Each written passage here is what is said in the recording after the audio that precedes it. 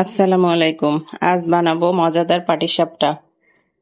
এর জন্য প্রথমে আমি একটি বলে 2 কাপ চালের গুঁড়া, এটা আতপ চালের গুঁড়া।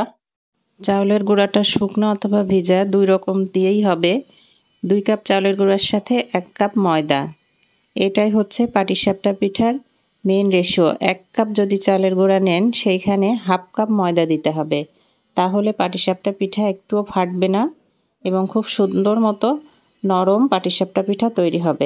2 টেবিল চামচ পরিমাণ চিনি এবং হাফ চামচ লবণ। পাটিসাপটার গোলাটা আমি সম্পূর্ণ দুধ দিয়েই গোলাবো। এখানে আমার 2 কাপ পরিমাণ দুধ লেগেছে। লিকুইডটা খুব ভালোভাবে মিশিয়ে নিতে হবে যেন কোনো রকম কোনো আটার গুটি না থাকে। একদম পুরোপুরি সুন্দরভাবে মিশে যাওয়া পর্যন্ত গোলাতে হবে। এটা অবশ্যই আধা ঘন্টা রেস্টে ঢেকে রাখতে হবে।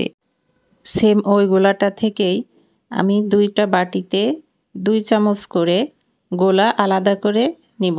এখানে একটা বাটিতে আমি লাল রং দিয়েছি এবং একটা বাটিতে সবুজ। এবার চুলায় একটি পাতিল বসিয়ে তার মধ্যে এখানে আমার 1.5 কেজি পরিমাণ দুধ আছে। এটা গরুর লিকুইড দুধ। এই দুধের মধ্যে এবার এটা দিব হাফ কাপ পোলাও চাল গুঁড়া করে নেওয়া। এটা শুকনা চাল আপনারা ব্লেন্ডারে দিয়ে গুঁড়া করে নিতে হবে। হাফ কাপ লাগবে। আমার এখানে 1.5 কেজি দুধে হাফ কাপ চাউলের গুঁড়া দিয়েছি আমি। 1 টেবিল চামচ খেজুরের গুড় এবং 2 টেবিল চামচ চিনি। এই পিঠার সবথেকে সিক্রেট উপাদান, হাফ কাপ পানিতে আমি 1 চামচ কর্নফ্লাওয়ার গুলিয়ে এই দুধের মধ্যে দিয়ে দিতে হবে। এই কর্নফ্লাওয়ারটা দিলে এই খিরসাটা এত ক্রিমি হয় মুখে দিলেই মিলিয়ে যায় এবং এর স্বাদটা যেন বহুগুণে বেড়ে যায়।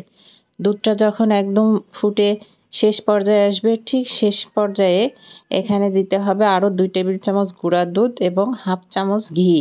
ঘিটা অবশ্যই এখানে দিতে হবে। ঘিটা দিলে পিঠাটা খুব সুন্দর একটা স্মেল আসে। ঠিক এই পর্যায়ে এটা নামিয়ে নিতে হবে। মজাদার খিরসা তৈরি। চুলায় একটি ফ্রাই প্যান বসিয়ে খুব হালকা আছে, পাটিসাপটা খুব হালকা আছে তৈরি করতে হয়, বেশি জাল দিলে পিঠাটা পুড়ে যায়। হালকা আছে 1 মিনিট ঢাকা দিয়ে ওইটার মধ্যে ওই আমার বানিয়ে রাখা পুরটা দিয়ে এবার পিঠাটা ভাজ করে নিলেই তৈরি মজাদার পাটিসাপটা।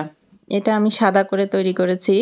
আমি আজকে 2 রকম পাটিসাপটা তৈরি করব, একটি সাদা এবং একটি রঙিন ডিজাইন করা।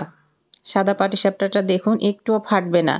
ঠিক এই প্রসেসে যদি আপনারা তৈরি করেন তাহলে একটুও ফাটবে না, খুব সুন্দর মতো পিঠাগুলি তৈরি হবে। এবার আমার যে রঙিন গোলা গুলিয়ে রেখেছিলাম সেখান থেকে সবুজ গোলাটা একটা চামচের সাহায্যে খুব হালকাভাবে একটু দিয়ে নিতে হবে। তার মাঝে মাঝে লাল গোলাটা আর একবার করে দিতে হবে।